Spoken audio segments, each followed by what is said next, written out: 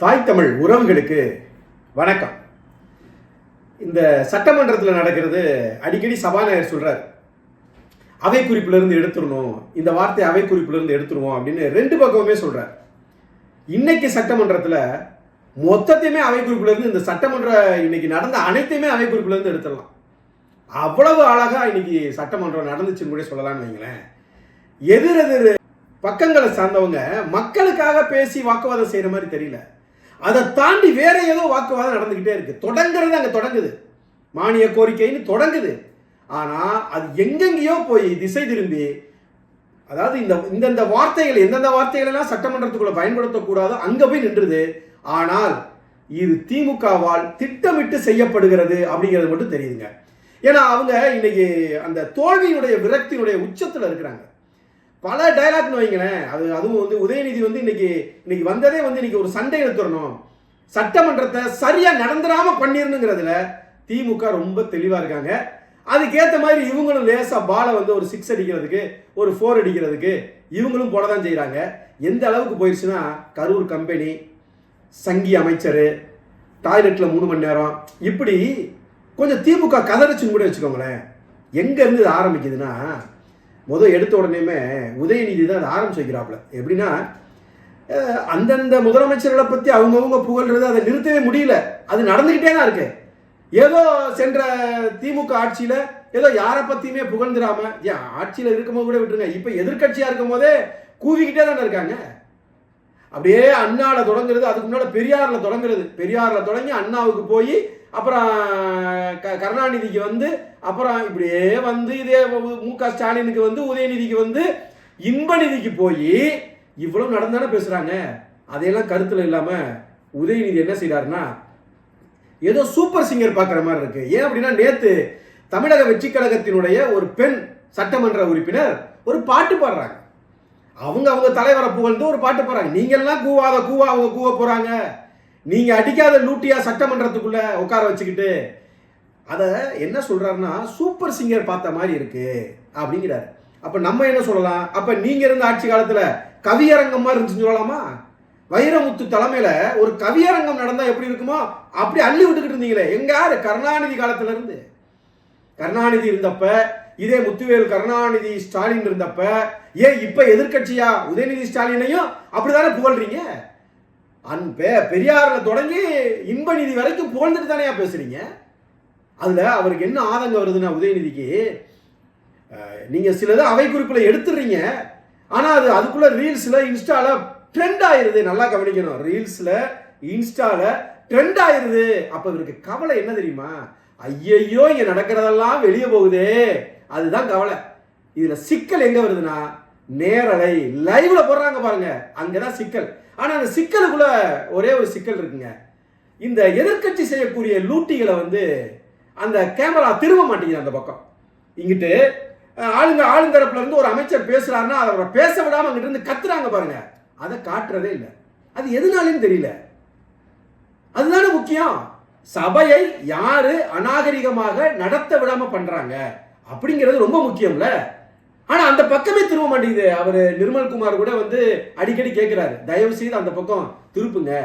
பள்ளி கல்வித்துறை அமைச்சர் ராஜ்மோகன் அடிக்கடி கேட்கிறாரு, அந்த கேமரா அந்த பக்கம் திருப்பி காட்டுங்க, அவங்க செய்யற லூட்டியெல்லாம் அந்த மக்கள் பார்க்கட்டும், தயவு செய்து காட்டுங்க. ஏன்னா ரெண்டு பக்கமே காட்டுங்கன்றேன் நானு. அதாவது நீங்க யார் பேசுறாங்களோ அவங்களே காட்டுறீங்க, இல்லைன்னா சபாநாயகரை காட்டுறீங்க. தயவு செய்து அவை நடவடிக்கைகளுக்கு குந்தகம் விளைவிக்கிற யாரா இருந்தாலும் அந்த பக்கத்தை திருப்பணும் கேமரா. இது கண்டிப்பா நடக்கணும். ஏன்னா இங்க லைவ் போறதுதான் இங்க சரியான தீர்வு. இல்லைனாக்க இந்நேரம் டேபிள் மேல ஏறி குதிச்சு திமுக காரங்க இங்க உள்ளுக்குள்ள சட்டமன்றத்துக்குள்ள என்னென்ன செய்வோம் எல்லாம் செய்வாங்க. எல்லாமே லைவா போயிட்டு இருக்குங்கிறதுனாலதான் குறைந்தபட்ச, அதாவது ஆனா சட்டமன்றத்தை சரியா நடக்க விட்டுற கூடாது அப்படிங்கிறதுல சரியா இருக்கிறாங்க. ட்ரெண்ட் ஆகுதுன்னு சொல்றதுல இருந்து நமக்கு என்ன தெரியுதுன்னா, இந்த சம்பவங்கள்லாம் வெளியே போகுதே, நம்ம அசிங்கப்படுறோமே அப்படிங்கிறது தெரியுது. அதுல ரொம்ப இன்னைக்கு இந்த அசிங்கப்படுறதுலே ரொம்ப முக்கியமானது என்ன தெரியுமா? அதாவது சென்ற முதலமைச்சர் வந்து பேசக்கூடிய பேச்சுல 3 ஃபைல்ஸ் இருக்கு, அதை நாங்கள் எப்போ வெளியிடணுமோ அப்போ வெளியிடுவோம் அப்படின்னு சொல்லி சொன்னார் பாருங்க. அதோடைய தாக்கம் இன்னைக்கு தெரிஞ்சிச்சு. அப்போ 3 ஃபைல்ஸ் இருக்குல்ல, வெளியிட வேண்டியது தானே. அப்போ என்ன ஜோசியர்கிட்ட கேட்டு தான் செய்வீங்களா? அதையும் தாராளமாக நடவடிக்கை எடுங்க பார்ப்போம். இந்த பஞ்ச் டயலாக்லாம் விடக்கூடாது சினிமாவில் மாதிரி அப்படின்னு ஒரு வார்த்தையை உதயநிதி பேசுறார். இதை பேச பேச இந்த பக்கம் ஆளுந்தரப்பில் உட்கார்ந்து இருக்கிற அமைச்சர்கள் அந்த சட்டமன்ற உறுப்பினர்களுக்கு சூடு ஏறிக்கிட்டே இருக்கு. இந்த சூடு ஏறிக்கிட்டே இருக்கணும் தான் திமுக இந்த வழியவே செய்யுது. ஏன்னா எல்லாமே புதிய சட்டமன்ற உறுப்பினர்கள், புதிய அமைச்சர்கள்.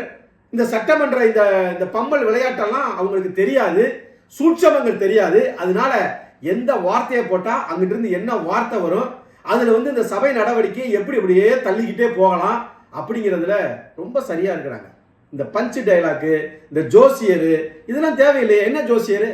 அதுக்கு அவங்க திரும்பி அடிச்சாங்க பாத்தீங்கல்ல, மஞ்சள் துண்டு போட்டு கலைஞர் இருந்தது எந்த ஜோசியரை பார்த்து கேட்டுன்னு. ஏன் இதே புட்டபர்த்தி சாய்பாபா அவர்கள் கோபாலபுரத்துக்கு போனப்ப அவங்க காலில் அம்மையார் தயாள் அம்மாள் காலில் எந்திரிக்கலையா? முத்துவேல் கருணாநிதி ஸ்டாலினுடைய மருமகள், அவருடைய மனைவி கருணாநிதியுடைய மருமகள் துர்கா ஸ்டாலின் அவர்கள் கோயில் கோயிலா போய் சாமி கும்பிடுறத வெளியரங்கமா நீங்க காட்டலையா? அப்ப என்ன ஜோசியர்? அப்ப என்னன்னா திசை திருப்புற வேலை. ரீல்ஸ் போகுது, இன்ஸ்டா போகுது, ட்ரெண்ட் ஆகுது, பஞ்ச் டயலாக்கா அப்படிங்கிறதெல்லாம் என்ன? உடனே கார் பிரச்சனை வருது. இந்த கார்லாம் எங்களுக்கு தேவையில்லை. உங்களுக்கு எதுக்கு தேவை? உங்களுக்கு எதுக்கு தேவை? நீங்க தான் லட்சம் கோடிகளை கொள்ளையடிச்சு வச்சிருக்கீங்களே ஒவ்வொருத்தரும். சட்டமன்ற உறுப்பினரா 1000 கோடிகள், அமைச்சர் பெருமக்களா லட்சம் கோடிகள், கருணாநிதி குடும்பமா ஆசியாவிலே 4வது பணக்கார குடும்பம், பல தீவுகளை வாங்கி வச்சிருக்கீங்கன்னு சொல்றாங்க. உங்களுக்கு எதுக்கு காரு? ஏன் உங்க அப்பா மு.க. ஸ்டாலின் அவர்கள் சொல்லலையா என்கிட்ட கார் கூட இல்லைன்னு? நல்ல வேலை அவர் வந்திருந்தாருன்னா அவருக்கு ஒரு காரை கொடுத்துருந்துருப்பாங்க. அவர் சொன்னதானே எனக்கு கார் இல்லைன்னு. கார் கூட என்கிட்ட கிடையாது, வெறும் 10,000 ரூபாய் பணம் மட்டும்தான் என்கிட்ட இருக்குன்னு அஃபிடவிட் தாக்கல் பண்ணியிருக்காரு. அப்ப கார் இல்லாத முன்னாள் முதலமைச்சரே இருந்திருக்காருல்ல. அப்ப என்னன்னா கார்லாம் எங்களுக்கு தேவையில்லை. இதெல்லாம் வெட்டி செலவு, வீண் செலவு. எது வீண் செலவு? எது வீண் செலவு? நீங்க உங்க ஆட்சி காலத்தில் பண்ணாத வீண் செலவுகளா? சரி, கார் இருக்குது, உங்களுக்கு கார் வேணாண்டீங்க. உங்களுக்கு என்ன வீடா இல்லை? எதிர்கட்சி தலைவர் உதயநிதிக்கு வீடா இல்லை? எதுக்கு வீடு கேட்டு மனு கொடுத்தீங்க? அதை அவங்களுமே கொடுத்துருக்காங்களே உங்களுக்கு வீடு. அரசு எதிர்கட்சி தலைவருக்கான அந்த வீடை நீங்க எதுக்கு வாங்கினீங்க? வீடு இல்லாம இருக்கீங்களா? கேராட் பிளாட்ஃபார்மா நீங்க? அப்ப எதுக்காக வாங்கினீங்க? இதையெல்லாம் தூக்கி ஓரமா வச்சிருவான். இருக்கிறதுலயே இன்னைக்கு சூப்பரா நடந்த ஒரு மேட்ரு என்ன தெரியுமா? சூப்பர் மேட்ருனா மனசுக்கு சும்மா அப்படியே சும்மா அவ்வளவு மகிழ்ச்சியா இருந்துச்சு. என்ன தெரியுமா? இங்கிட்டு இருந்து நிர்மல்குமார் எந்திரிச்சு கரூர் கம்பெனி, அதாவது கரூர் சட்டமன்ற உறுப்பினர் சொல்றதுக்கு பதிலா கரூர் கம்பெனி, அவர் தெரிஞ்சு சொன்னாரா தெரியாம சொன்னாரா அது எனக்கு தெரியாது. ஆனா அதை தொடர்ந்து உதயநிதி சொன்னது, சங்கி அமைச்சர் சரி சரி இதை அவை குறிப்பில் இருந்து எடுத்துருங்க அப்படின்னு சொன்னது. திரும்பவும் நிர்மல்குமார் அவர்கள் 3 மணி நேரம் டாய்லெட்ல இருந்த எதிர்கட்சி தலைவர் அப்படின்னு நான் சொல்றதுக்கு எவ்வளவு நேரம் ஆகும்? 3 மணி நேரமா டாய்லெட்ல இருந்த எதிர்கட்சி தலைவரே அப்படின்னு சொல்ல எனக்கு எவ்வளவு நேரம் ஆகும்? 5 நிமிஷம் ஆகுமா? நீங்க பேசுனா நாங்களும் பேசுவோம் அப்படின்னாங்க. இதுல யாரு பக்கம் சரி, யார் செய்தது தவறு அப்படின்னு நான் பேசவே வரல. அது எனக்கு தேவையில்லை இந்த இடத்துல. ஏன்னா இதை தொடர்ந்து இந்த இந்த இந்த கரூர் கம்பெனி, சங்கி அமைச்சர், 3 மணி நேரம் டாய்லெட்ல இருந்த எதிர்கட்சி தலைவர் அப்படின்னு பேசுறப்ப திமுக காரெல்லாம் சும்மா கொஞ்ச நேரம் அலர்னாங்க பாருங்க, அந்த கதர்னாங்க பாருங்க, அதுதாங்க மகிழ்ச்சியா இருந்துச்சு. ஏன் தெரியுமா? இதே சட்டமன்றத்துக்குள்ள இந்த திமுக ஆளுங்கட்சியா உட்கார்ந்துக்கிட்டு 2009 ஆளுங்கட்சியா இருக்கும் போது, என் இனப்படுகொலை நடந்த போது என் மக்கள் என்ன கதர்னாங்க. ஒரு குறைந்தபட்ச மகிழ்ச்சி.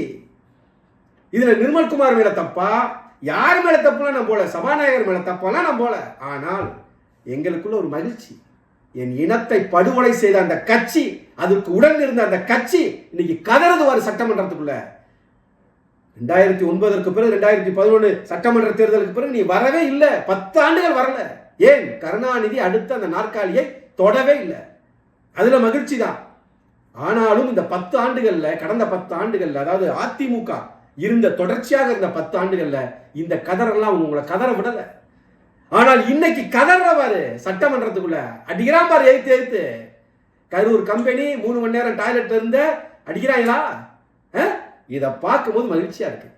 அப்படியே இசைப்பிரியாவுடைய அந்த கொடூரமான அந்த காட்சிகள், அவர் இறந்து கிடந்த காட்சிகள், தம்பி பாலச்சந்திரன் 5 குண்டுகள் துளைக்கப்பட்டு இறந்து கிடந்தானே அந்த காட்சிகள், என் இன மக்கள் எல்லாம் கொத்து கொத்தாக அரை உயிரும் குற்றுயிருமாக இறந்தவர்கள், இறக்காதவர்கள், உயிரோடு இருந்தவர்கள் நான் பார்க்காமல் பெரும் பள்ளங்களை தோண்டி, குழிகளை தோண்டி, உள்ள போட்டு மண்ணை போட்டு மூடினவாறு அந்த காட்சிகள் எத்தனையோ குழந்தைகள், மழலைகள், முதியவர்கள் இறந்து கடந்திருந்தாங்க பாரு, அந்த வெப்ப குண்டுகளுக்கும் கொத்து குண்டுகளுக்கும். அதையெல்லாம் நினைத்து பார்க்கும்போது அந்த காட்சிகள்லாம் இன்னைக்கு கண்ணுக்கு வருது. எதிர்த்தரப்புல இருந்து நீங்க உட்கார்ந்து அந்த கதறன பாரு, திமுக காரன்லாம் எந்திரிக்கிற பாரு, கத்துற பாரு, ஒன்னும் செய்ய முடியாம அப்படி திணற பாரு. அதை பார்க்கும்போது என் இனம் படுகொலை செய்யப்பட்ட அந்த காட்சிகள், அந்த துன்ப துயரங்கள் எங்க கண்ணு முன்னால வருது. அதுல லேச ஒரு ஆசுவாசம். இந்த இடத்துல உட்காந்துக்கிட்டு தானடா, ஆளும் தரப்புல உட்காந்துக்கிட்டு தானடா, இந்த சட்டமன்றத்துக்குள்ள உட்காந்துதானடா எதையும் கேட்காம இருந்தீங்கன்ற அந்த மகிழ்ச்சி இருக்கு பாரு, அது பெருசு. யார் அடிச்சாலும் சரி திமுகவை எங்களுக்கு மகிழ்ச்சி தான். யார் வேணா அடி. ஆனால் திமுக இன்னைக்கும் சொல்றேன், நினைத்திருந்தால் 2009 அந்த இனப்படுகொலையை நிறுத்தி இருக்க முடியும். ஆனா அந்த சட்டமன்றத்துக்குள்ள நீங்க ஆளுங்கட்சியா உட்கார்ந்து இருக்கணுங்கிற ஒரே காரணத்திற்காக ஒட்டுமொத்தமா 1,75,000 இன உறவுகளை கொன்னு கூச்சிக்கும் போது நீ வேடிக்கை பார்த்த பாரு. அதே சட்டமன்றத்துக்குள்ள நீ உட்கார்ந்து சிரிச்ச பாரு, மகிழ்வா இருந்த பாரு, மாநாட மயிலாட நடத்தின பாரு. அந்த நிகழ்வுகள்லாம் இன்னைக்கு நினைவுக்கு வருது.